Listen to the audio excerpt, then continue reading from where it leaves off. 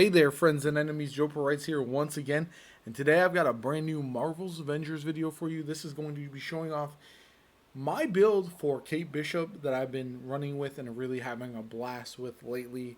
She is a very fun character. Honestly, one of the better melee characters, which is crazy to think because she's an archer. I'm going to show off my build, what I've been using with her, a little bit of tips and tricks as well, and then show you some gameplay. So I'm going to jump into it. If you enjoyed the video, hit the like button. Make sure you're subscribed to the channel. Helps me out tremendously, and I really do appreciate it. I'm going to jump into it. Obviously, all of these abilities are fully unlocked once you hit level 50. Then we go into the specialties, and we're going to start with her decoy ability. If you don't know her decoy, hold L1. You kind of shoot a hologram projector, and this is actually an ability I think is really good. It kind of distracts the enemies, allows you to kind of pull back and take them down if you need to, but you can also create an after image while decoy is deployed. Press L1 to create a quantum bridge. So you switch places. That's obviously a really cool ability for moving across the battlefield. You got light show, extends the duration, and then we've got self-destruct. So you hold L1 while it's there and it'll blow up. Now this will work in conjunction with her assault heroic, but I'm going to get into that in a second as well. So what I have is cover fire. The decoy rapidly fires 3 shots at the target before moving on the next one, increasing total damage against each enemy. This is great for crowd control, and that's kind of what I'm going for with this build. Going to mow down enemies, make sure that our heavy DPS can focus on your boss or whatever the case may be, and that's where she really shines. Then we've got probability matrix. The decoy will alternate between firing quantum arrows and charged quantum arrows, which detonate on impact, launching nearby enemies in the air. So you not only want to be focusing on the adds, but doing as much damage to them as possible. Her assault heroic, hold R1 to aim and release some fire, and it teleports you as well as creates like an explosion, which is really nice. Press R1 while the arrow is still in flight to trigger the teleport early. Then we've got Shadow Jacket, excess quantum energy from the warp arrow is converted into a defense barrier, which temporarily absorbs 20% of incoming damage. This is really good if you need to shoot it in there and protect yourself while you're there. And then we've got warp drive, increases assault heroic meter charge by 15%. Then we've got the first upgrade, we've got singularity. It no longer teleports you. This is something that I've actually really enjoyed, because instead of the teleport, now you're actually creating a tether almost where all the enemies will be trapped, so you can really focus fire them. You can throw your decoy in the middle of the tether and just have it go to town. So this is really good. Again, crowd control #1 for this character, and increase the damage inflicted by warp arrow by 15%. Heavy DPS build on this as well, so not only are you controlling the adds, but you're killing them as well. Her ultimate, we've got quantum overdrive, basically overflows and powers up all of her range and melee attacks. I feel like her melee with this is very, very strong. So if you use your singularity or your decoy and then you pop this and you push in, you're going to be absolutely wrecking enemies while they're unable to fight back.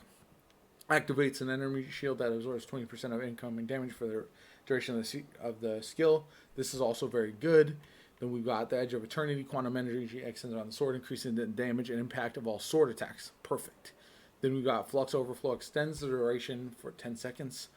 I went with Quantum Scythe. Sword attacks send out energy projectiles that pass through multiple enemies. Again, really, really well in combination with the singularity. And then we've got Quantum Magnifier. Damage from all quantum energy infused attacks is increased by 10% while Quantum Overdrive is active. Crowd control, heavy damage. That's where I'm living with this character. Then for her mastery, we got melee abilities. Of course, decreases the impact of enemy attacks at the start of a signature attack, reducing the chance of being interrupted. That's huge. You can get your attacks off well. Perform a takedown, force the enemies to drop a regen pack.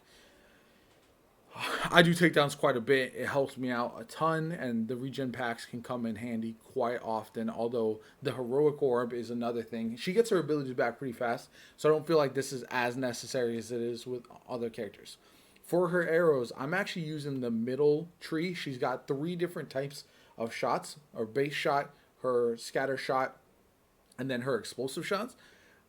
just like Iron Man has his 3 setups, I'm using fully spec'd out Scattershot, and the reason for that is crowd control. When you use your singularity, when you use your decoy, you can just mow down a bunch of enemies at one time. So we're going to do True Shot, reduces the spread when firing. We've got Sure Shot, increase the damage for fully charged Scattershot arrows by 5% for each target marked. And then Archer's Prowess, ready and fire 2 additional arrows, so a tighter shot, 2 additional arrows on your Scattershot. Specking that out for one of the 3 between the Razor Arrow, the Explosive Arrow, or the Scattershot Arrow is the way to go, and just make one really, really dominant.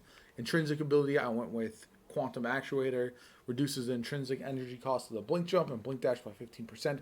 You want to get in and out of danger as quickly as possible. Quantum Might increases the damage of all intrinsic by 20%, and then we've got Quantum Fortitude, increases the stun damage of the intrinsic light and intrinsic heavy attacks by 25%. Again, heavy damage if at all possible. Intrinsic Overcharge, we've got Overcharge Specialist, attacks increase enemy status meters 10% faster. We've got Overcharge Dynamo, collecting intrinsic ores. We'll gain 15 points of overcharge meter energy. And then we've got Critical Overcharge. Critical attacks chance of melee attacks is increased by 10% while overcharged. All of these work together. Again, I am clumping the enemies together, and then I'm raining down fire. I'm using my sword, everything to fully eliminate them. This character works really well with my team that I currently have, which is Thor, Miss Marvel, and Captain America, to form a cohesive unit, almost MMO-like in the setup. So I'm very excited to try this out. I'm going to show you guys some footage of some gameplay. I hope you enjoy the video. If you do, make sure to like, comment, subscribe, all that kind of good stuff, and enjoy the rest.